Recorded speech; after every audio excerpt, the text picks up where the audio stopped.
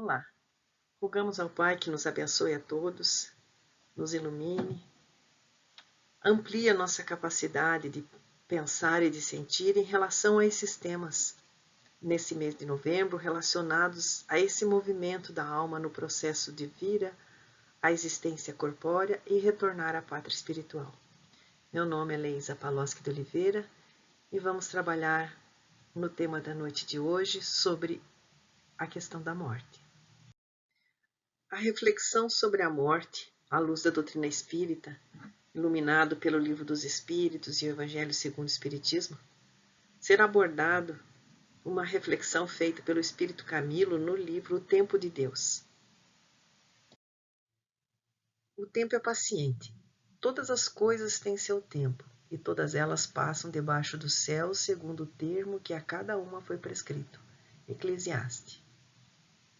O Espírito Camilo, nesse livro psicografado por Raul Teixeira, ele apresenta o tempo como esse motor que move sem ser movido. Fala de movimento.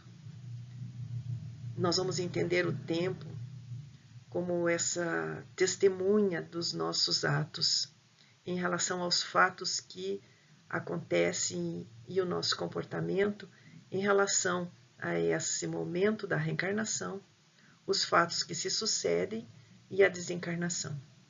Os espíritos, nos relatos que fazem após a morte, fica muito clara essa consequência da vida após a morte, essa realidade que ela não é modificada simplesmente pelo fato da desencarnação, que ela continua real.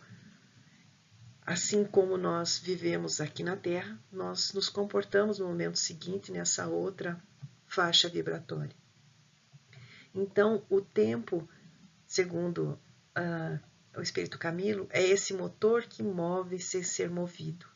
É essa testemunha dos fatos, dos nossos momentos diante da vida, com atitudes positivas ou negativas. Essa morte do corpo físico, mas essa existência continuada da alma, diz respeito a essa realidade espiritual e marcada, muitas vezes, em pontos específicos que são relembrados, inclusive, no momento da morte. Os grandes lances da vida, marcados na intimidade do espírito. Então, por isso, encontramos essa frase: o valor do homem é determinado propriamente pelo sentido da vivência humana, dotado de sentimentos bons. Tudo isso fica gravado em nossa intimidade. E a consciência, então, traz à tona, de uma forma bem marcante, os grandes lances da vida. As convicções necessárias para orientarem nosso agir e para levarem nossa vida em valores espirituais nesse mundo só com o tempo de Deus. Esse tempo de Deus dá ao homem sabedoria para viver na terra com o mínimo desgosto da vida. A doutrina espírita ilumina a questão da continuidade após a morte.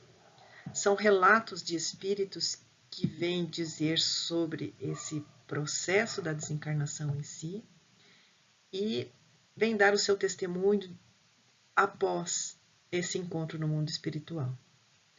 Muitos de nós espíritas ficamos impressionados com essa questão do passamento, até entender essa sabedoria do tempo de Deus.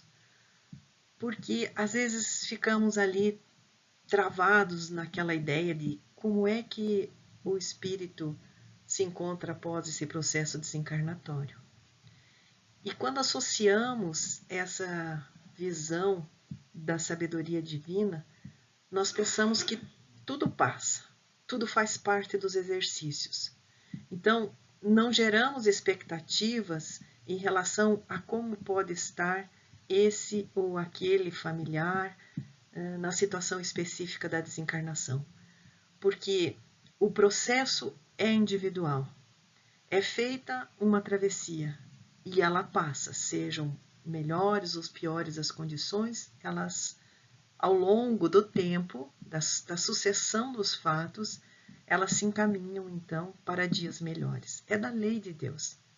Então, em relação ao mínimo desgosto da vida, está muito associada a essa visão da vida futura, ao valor que damos aos fatos e ao quanto nós estamos sintonizados sobre esse comando divino em direção à evolução das almas.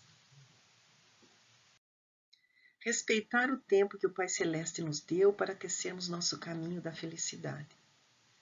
Essa felicidade construída no dia a dia, e agora pensando nessa presença da morte, trazendo de uma forma como um momento de transição do estado em que nós nos encontramos, pensando que aqui estamos muitas vezes nesse momento da despedida, mas olhando do mundo espiritual para a vida corpórea, existem os que estão aguardando e dando a notícias, fulano está voltando.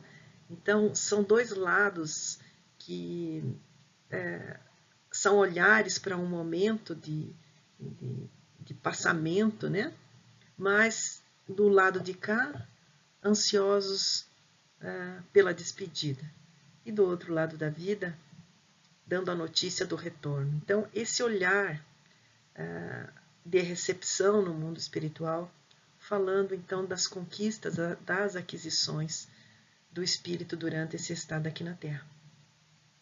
Mas o que tem trazido para nós esse olhar da despedida, muitas vezes de uma forma de muito desgosto, está relacionado à forma como tem sido banalizada a morte aqui na Terra.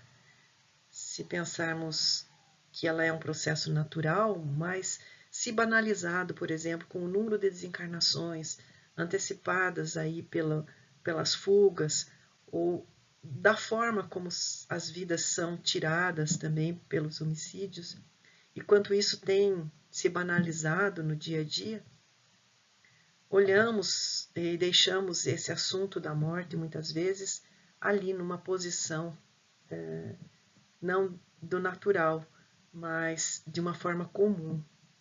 Então, os espíritos nos chamam para essa reflexão sobre esse marco da passagem, sobre esse momento dessa transição de estado em que o espírito se encontra encarnado ou deixando o corpo físico e voltando à vida espiritual, com muito cuidado para que o nosso coração não se tome de indiferença a tudo isso, mas que os nossos dias, a presença da morte como um processo de libertação depois de experiências aqui na Terra seguidas.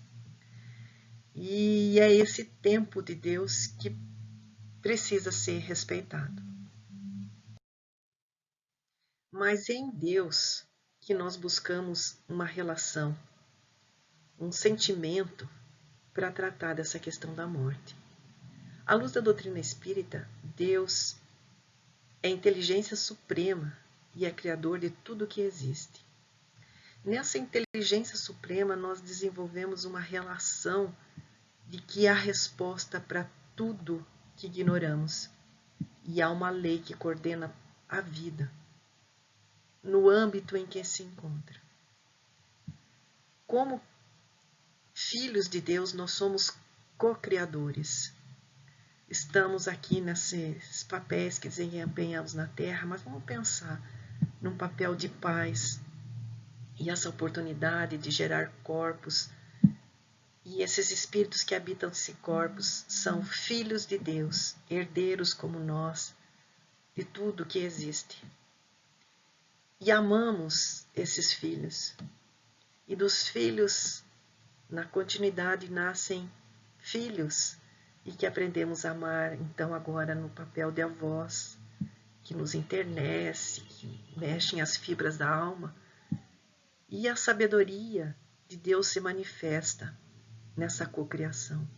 E nos tornamos zelosos e vão tocando a intimidade, de modo que percebemos como é tênue esse papel, como é frágil todo esse processo da matéria e como há uma relação muito forte de sentimento que nos une então ao Criador e a esses processos de cocriação.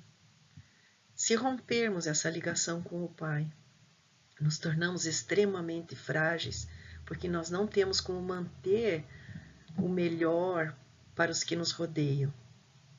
Nós temos uma experiência de vida corpórea que parte de nós, as ações que possam fortalecer, que possam alimentar, que possam prover aos que estão à nossa volta até um certo limite. Mas quem provê tudo isso, quem é sabedoria infinita, quem é amor intenso e imenso é Deus. Então os movimentos do Espírito são de tal modo que marcam o tempo da evolução da alma e da clara consciência do seu papel na criação de Deus. No tempo de Deus, a sabedoria. No tempo de Deus, a felicidade. No tempo de Deus, a amizade. No tempo de Deus, a amor. Na morte, nós estamos diante de um fenômeno, o fenômeno da desencarnação, que deverá ser visto e entendido como um momento bastante grave para aquele que se desliga da carne. Estamos diante de um processo que é extremamente sensível e delicado para aquele que passa pelo processo da desencarnação. Esse é o olhar. É o olhar em que o espírito se desliga do corpo físico. O espírito tem um corpo espiritual, apresenta um corpo espiritual, que se chama perispírito, e é esse perispírito que faz a ligação com o corpo. No momento do desligamento do perispírito, passo a passo do corpo físico, vai sendo liberado uma força vital. A força vital é a que anima a matéria, o que dá a vida da forma como a gente entende tudo isso aqui na Terra em relação ao corpo físico, né? Então, a força vital, ela dá esse movimento.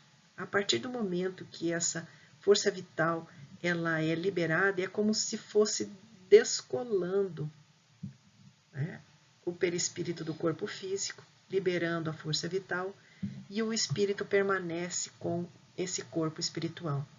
Esse corpo espiritual, ele é extremamente sensível, registra o perispírito como se fosse os pensamentos, como se fossem imagens.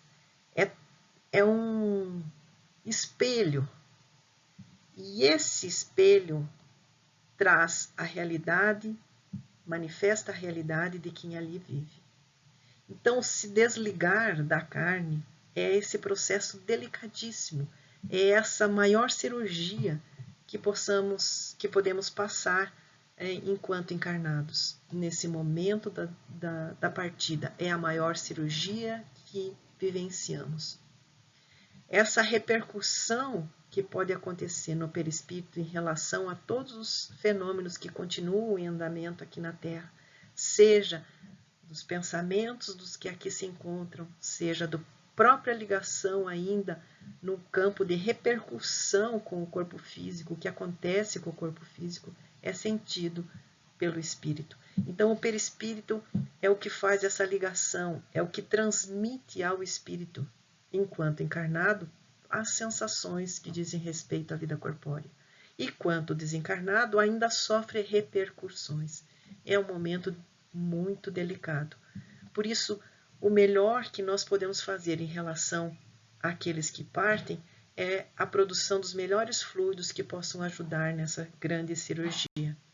E a relação ao nosso próprio passamento é construir uma realidade ao longo da vida corpórea que facilite esse momento delicado.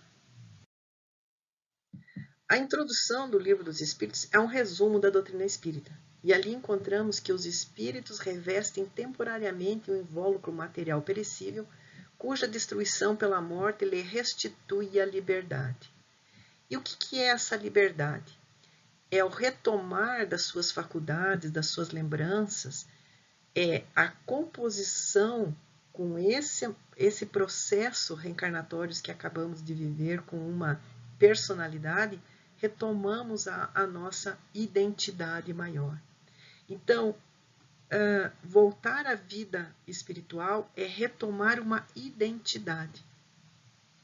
Quando muitas vezes falamos que já passamos por várias reencarnações, são personalidades, mas o que é realmente a identidade é aquilo que vamos construindo ao longo dessas diferentes experiências. Então, restituir a liberdade é também um processo, é a retomada dessa claridade, desses sentimentos, desse domínio dessa identidade. Vamos pensar assim, quando nós sofremos um acidente no trânsito, pode ser sem maiores danos físicos, né? Até materiais ali em relação ao veículo, né? Sem danos em relação às pessoas em lesões físicas, mas há sempre um trauma, sempre uma dificuldade. Às vezes levamos horas, até dias, para retomar a serenidade, a tranquilidade, a forma clara de pensar. Esse é um exercício para a gente se dar conta do quanto tempo nós levamos para ter a nossa liberdade de pensar, de ser como, né, com o domínio das nossas possibilidades. Assim, em relação também a tantas outras questões que nós achamos que somos livres, né, mas nós somos fruto de crenças, de situações que se apresentam. Então, restituir, ter realmente a liberdade, ela passa a um processo de autoconquista. Até uma cirurgia, se nós pensamos no pós-operatório, na medida em que nós vamos retomando da anestesia, também é uma tomada do espírito em relação ao corpo físico. O acordar pela manhã, retomando o espírito à vida, ao domínio, né, das suas relações em relação ao corpo, também nos dá noção desse processo do espírito assumir as condições, né, aqui de volta à vida corpórea. Quando de volta à vida espiritual, esses laços são rompidos e podemos ter noção da profusão de ideias que vão aparecendo e os choques perante as realidades que vão acontecendo. Então, realmente é uma passagem que diz respeito a cada um e que não nos cabe criar expectativas, porque isso será vivenciado a cada um a seu modo, mas com toda a proteção divina, que depende desse movimento da alma em direção à clareza, assim como nós rogamos por clareza nos momentos de turbulência aqui na Terra. Ensina-nos a experiência que, por ocasião da morte, o perispírito se desprende mais ou menos lentamente do corpo, que durante os primeiros minutos depois da desencarnação, o espírito não encontra explicação para a situação em que se acha. Crê não estar morto, por isso que se sente vivo. Vê a um lado o corpo, sabe que lhe pertence, mas não compreende que esteja separado dele. Essa situação dura enquanto haja qualquer ligação entre o corpo e o perispírito. Trama em que o ser se apresenta ante a própria consciência completamente nua, sem que qualquer subterfúgio possa impedir que o morto se depare consigo mesmo. É como quem sofresse a mais profunda das cirurgias que alguém pode sofrer no mundo, uma vez que lhe é extirpado todo o corpo físico. Somos levados a verificar esse passamento, essa desencarnação, com um momento muito especial para aquele que está partindo. Dessa forma, lutamos internamente com sentimentos de saudades, às vezes de noção de que poderíamos ter feito mais, ou que deveríamos ter feito isso ou aquilo. A saudade é a falta da energia do outro em nós. Então vamos buscar essa energia, relembrando de momentos felizes, olhando fotografias, compartilhando esse sentimento do quanto foi bom a convivência.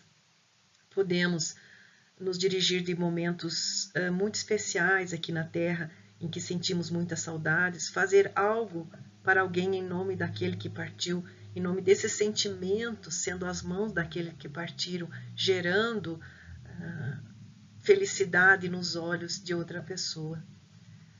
Em relação àquilo que podemos ter remorso, sentimentos difíceis, o fato já passou. Se continuamos replicando isso em nossa mente, esse fato continua existindo, mas o ser se projeta para dias futuros. Então, vamos construir dias novos, vamos preparar emoções novas de aproximação, de reconstrução. A vida é extenuante, ela continua acontecendo. Existem processos que nos conectam com esses que já partiram.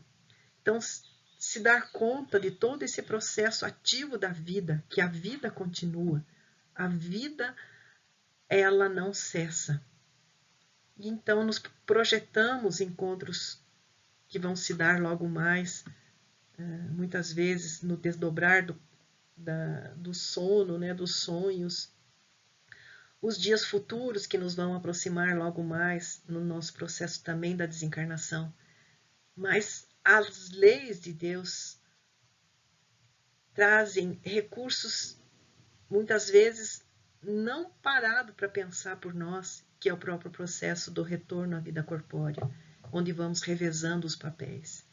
Então, Deus, no seu processo de leis e de amor infinito, proporciona situações para que tudo isso vá se ajustando e se dê ao nosso crescimento.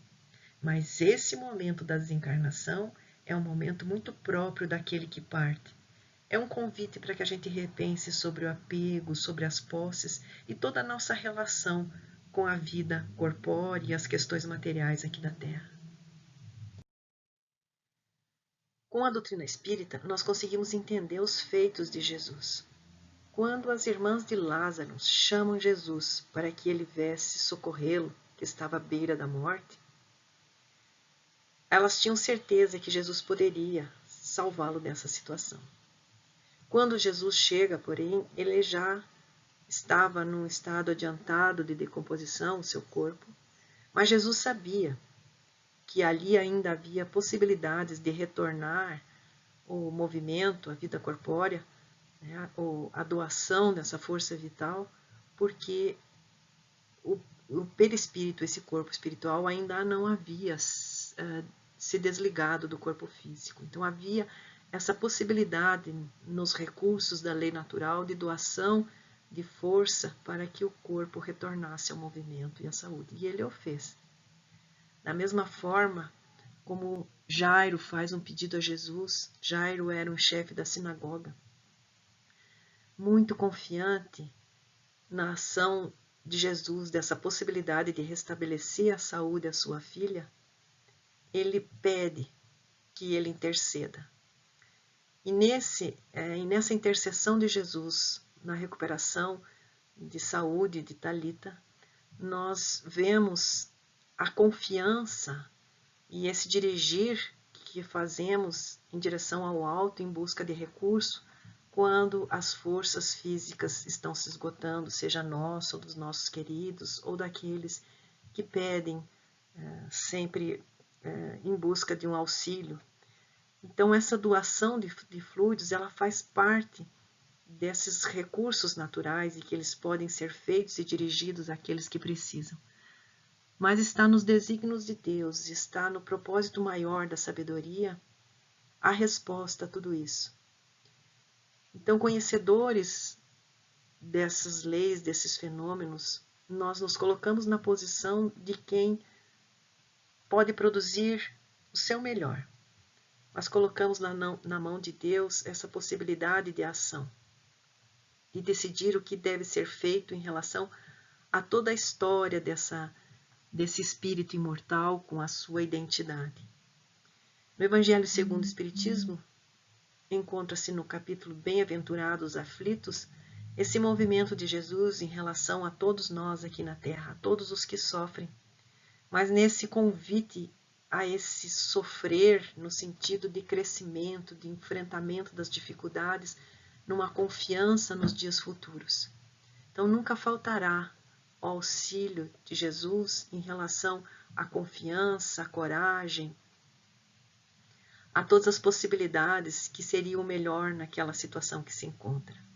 E somos então orientados a elevar o nosso pensamento a Deus, nessa intercessão, nesse convívio de busca primeiro, reforçar a nossa coragem íntima de enfrentamento aos desafios da vida aqui na Terra e direcionar da melhor maneira possível o recurso àqueles que necessitam. E não nos esqueçamos de agradecer a Jesus Cristo por tudo o que Ele fez pelos homens da Terra, usando seus métodos ou procedimentos para valer a pena estarmos no mundo de dores e expiações, num mundo de aprendizados exigentes, num mundo de parcas alegrias, para aproveitarmos o tempo do Pai Celestial. A compreensão do processo da desencarnação como um fechamento de um ciclo na vida eterna de cada um, encerrando-se as experiências terrestres da personalidade passageira. Gratidão aos benfeitores do mundo maior que nos sensibilizam em relação a esse processo da desencarnação. Agradecemos também a companhia amiga daqueles que acompanham as reflexões do Centro Espírita Jesus de Nazaré e convidamos a essas palavras do Espírito Camilo, encerrando as nossas reflexões do dia de hoje. Levanta os céus tua oração e roga as forças e lucidez ao sempre eterno cada vez que saibas do retorno de alguém ao invisível, porque cada um que se vai da terra indica que, na listagem do Criador, é teu nome e tua vez que se aproximam, e que para esse dia deverás estar devidamente preparado, trabalhando sempre, servindo sem cansaço as leis de Deus. Uma boa noite.